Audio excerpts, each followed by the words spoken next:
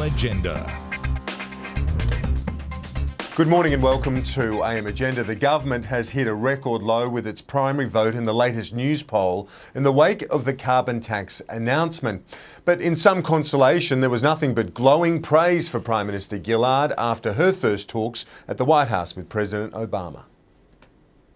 A hearty welcome to Prime Minister Gillard, who I had a chance to meet during the ASEAN Summit and the G20 Summit, and was immediately charmed, as I'm sure at least a good chunk of the Australian people are.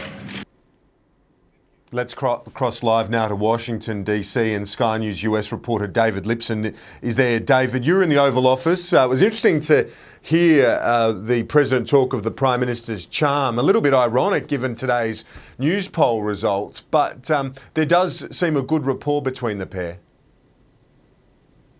Kieran, good morning. No doubt about it. A very warm reception for Julia Gillard from her host, Barack Obama, not only in the White House, in the Oval Office, as you say, but also elsewhere, touring around Washington, D.C. All in all, they spent about 2 hours together.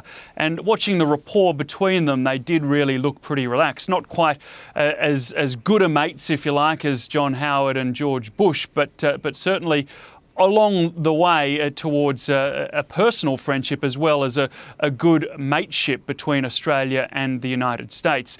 At that meeting in the Oval Office, Kieran, they spent about 40 minutes discussing a wide range of issues from Afghanistan to the Asia-Pacific region and also the unrest in the Middle East. Here's how Barack Obama characterised that first meeting in the Oval Office. We have no stronger ally than Australia. And as we celebrate the 60th anniversary of our alliance, I think it's especially appropriate to have Prime Minister Gillard here.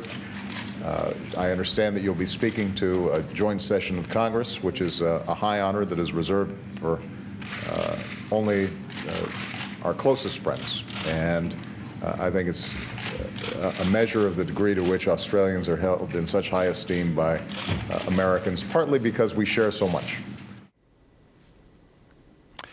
Great mates seemed to be the phrase of the day, talking more about the relationship between Australia and the United States rather than their personal relationship. But as you did say there, Kieran, it certainly will do Julia Gillard's image back home no harm to be rubbing shoulders so closely with the leader of the United States, Barack Obama, a man who around the world is a very popular and well-respected figure. Here's what Julia Gillard had to say after that meeting in the Oval Office. We've been talking today about the friendship between our two countries, about being great mates, talking about the 60th anniversary of our alliance, and as I've said to President Obama, I view it as 60 years young. There is so much more to do together in the future, including cooperating as America looks at its force posture, including cooperating in our region at the East Asia Summit and beyond.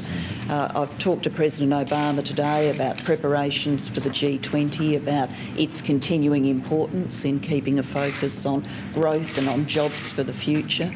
And we've talked about the importance of trade, both the Trans-Pacific Partnership, where under President Obama's leadership we are hoping at APEC to see major progress, and also the Doha round, where we are hoping to see major progress this year. We've had the opportunity to talk about the fight in Afghanistan. It is hard, but it's something that I am very personally committed to seeing the mission done. Kieran, as for that all-important question as to whether Barack Obama will be coming down under anytime soon, a question you yourself, I remember, have asked of Barack Obama. Well, he was asked that question despite us being told that we weren't allowed to ask any questions. We did persist, and as for a straight answer, well, he wouldn't quite give us one, though he did say that he hoped to be coming to Australia sometime very soon. And David, the Prime Minister, when she took the job, she famously said that she'd prefer to be in a classroom with kids than on the international stage with foreign diplomacy. But today she was able to mix the two. Yeah, she was indeed. And this happened straight after that meeting in the Oval Office. Barack Obama and Julia Gillard going in the presidential motorcade to a school in Virginia where it was really a very relaxed atmosphere. They answered questions from the kids. Julia Gillard was asked directly about Vegemite. She said that's something that her and Barack Obama very much disagree about. He said it was horrible. They also talked about what had happened in the Oval Office a little bit earlier in terms of Julia Gillard presenting the president with a Sherrin, an Australian rules football, and this was something that they mentioned when asked about the rules of Aussie rules by one of the students. Have a listen. Who knows anything about Australian rules football? No. You do? Watched a little bit. You've watched a little bit? And what do you think? Pretty tough game? It's hard to understand. Okay. I've been trying to describe it to the President. It can be a bit hard to understand. She brought me Australian football. She was kicking it in my office. almost broke a bust of Lincoln. It was really fun. That's not true, guys. I was just making that up. So a bit of fun and games with Julia Gillard and Barack Obama. Certainly, though, the whole trip is not about fun and games. A serious side to this trip as well. Many important meetings that Julia Gillard, in fact, this afternoon is continuing to take part in with senior members of the Obama administration. That address to Congress will happen here in Washington, D.C. in the early hours of Thursday morning, Australian time. David Lipson, thanks very much for that, live from Washington. Appreciate it. And before the Prime Minister held those talks at the White House with President Obama, she spoke to members of the travelling media and responded to today's news poll that, as we mentioned, shows a record low primary vote for the government.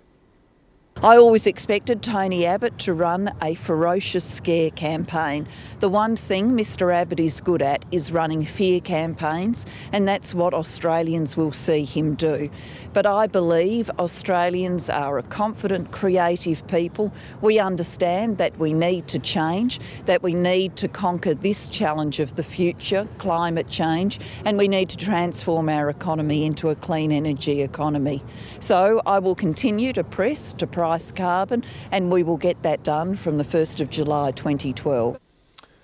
Joining me now from the Sky News Centre is the Chief Executive of News Poll, Martin O'Shannessy. Martin, you heard the Prime Minister's response. Today's news poll generating enormous discussion. Does this reflect a clear rebuke in the electorate over the government's carbon tax, do you think? I think that's almost a certainty, and I don't think it's about people not wanting to support something being done about climate change, but we are in a situation where, in particular, the concept of going to the election promising not to do it and now doing it, I think has been played up pretty strongly by opponents and the media, and certainly that is playing against her very strongly. It's her personal rating that's going down along with the primary vote.